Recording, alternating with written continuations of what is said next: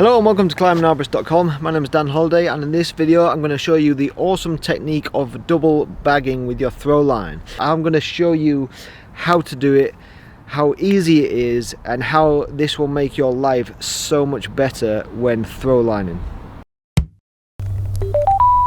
Hello. You might ask, what is double bagging? Well, people might use the phrase slightly differently, because in essence people might think, oh, it's just putting a second throw ball onto your throw line, which could be classed as double bagging. But when I say it, I mean using one throw line and then attaching a second throw line to manipulate one of the lines into exactly where you want it. This is a fantastic technique that I feel like is underused, and because people don't quite understand that they can use a shot that's not great and it hasn't got the ideal time point, but as long as it's somewhere thereabouts, maybe a little higher, but over some small epicormic, over a few more branches that you don't want to be over, then you can use this technique. It is absolutely fantastic, and when you really get the hang of it, I mean, it's pretty easy once you understand it, and when you get the hang of it, you almost don't need to be too accurate with your throw line skills, as long as you can get it roughly there or thereabouts.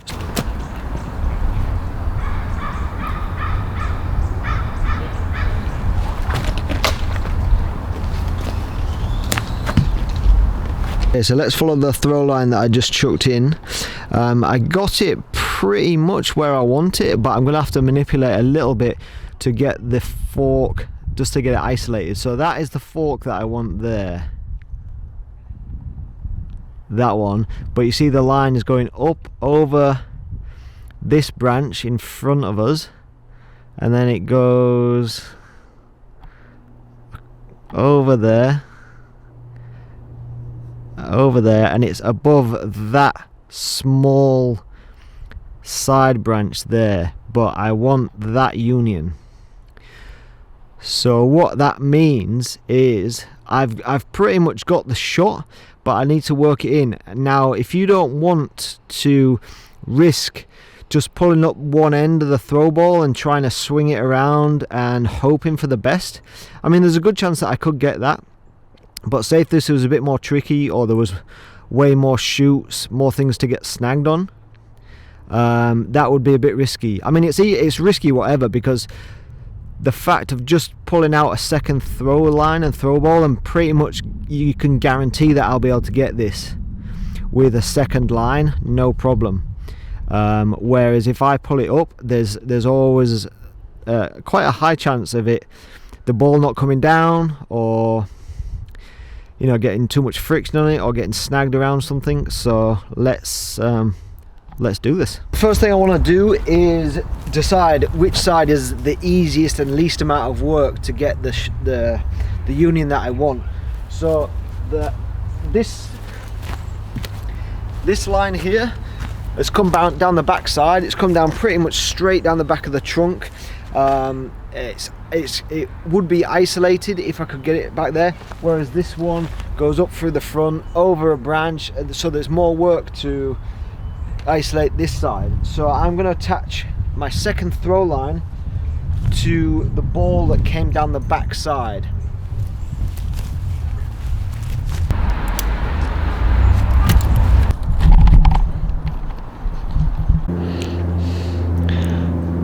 So here's the line, here's the union I want, and this little side branch up here is the one that the line's actually going over. So I want to get it down into this main fork. So that's what we're going to do. Now you've got the two throw lines connected, you can start pulling one of the throw lines. So just do this nice and slowly. You don't want any twists, and you don't want it to get snagged on anything. And then when you get up just above the fork, and you drop it over the other side, and it is simple as that. Then let it all the way down, try and let it down the exact path that you want it, and then you'll see I'm just pulling up the other end of this throw line here, which has just got two balls on the end just for the weight, and I'm just trying to get a bit of a pendulum swing to get it swinging around the side of the stem that I want it. You see, one more time, get it swinging around, and then let it go down there. Oh, one more. There you go.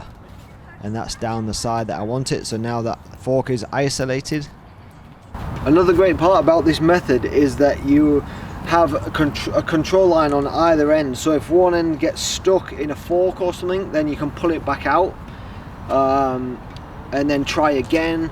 And then if you get stuck, you can kind of keep pulling it out. Obviously there's always a chance of, like, you know, it getting snagged on a stub, but because you've got a line on both sides, you've got a way better chance of unsticking the throw line. Okay, so let's say you're really bad with the throw line, and all you're going to do is just launch it up into the top of the canopy, somewhere up into the center, and just hope for the best.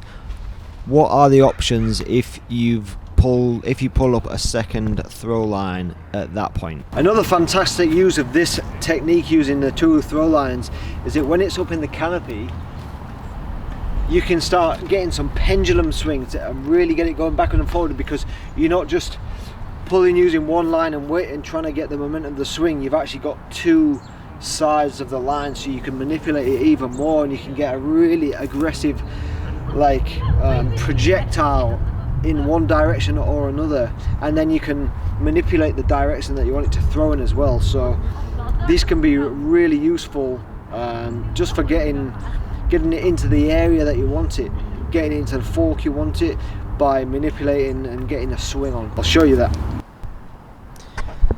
So you'll see here I start to swing the throw line with the line that's coming down towards me, which I'm holding in my right hand, and the left hand is holding the top side of the throw line.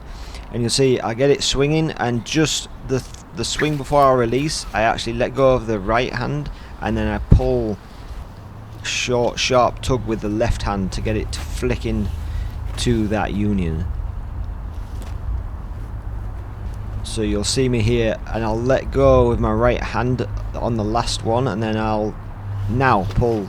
So when I pull with my left hand is when it's on the opposite side of the pendulum to the fork that I'm going through. So when it's the furthest point away from the fork that I want it through, I give it a short sharp pull and then instantly let go, and it like fires it through the union. Thank you so much for watching. I hope that was helpful. What I recommend is that you go and you try just playing about with this. The best way that you get with a throw line is if you play around with it in your own time, just down in the park for a couple of hours, and you actually see what you can do with it. It's pretty incredible once you introduce these different skills. So yeah, get out there, start swinging around, start manipulating, start throwing in, not getting your ideal time point, and then see if you can work it in with a second line. And as I said before, much less chance of you getting things stuck when you have a second line attached, because you can pull either end to try and free things up. Much more chance of you getting it stuck if you're just trying to do manipulation with one line. So yeah, go and give it a go. Thanks very much for watching, and as always, I'll see you on the next video. Bye for now. I hope you found that video useful. If you did, please share it with a friend that also might find it useful. If you're new to the channel, then please subscribe, and if you want to see some more videos of some really cool techniques, then check out these two videos. As always, thank you so much for watching. See you on the next video.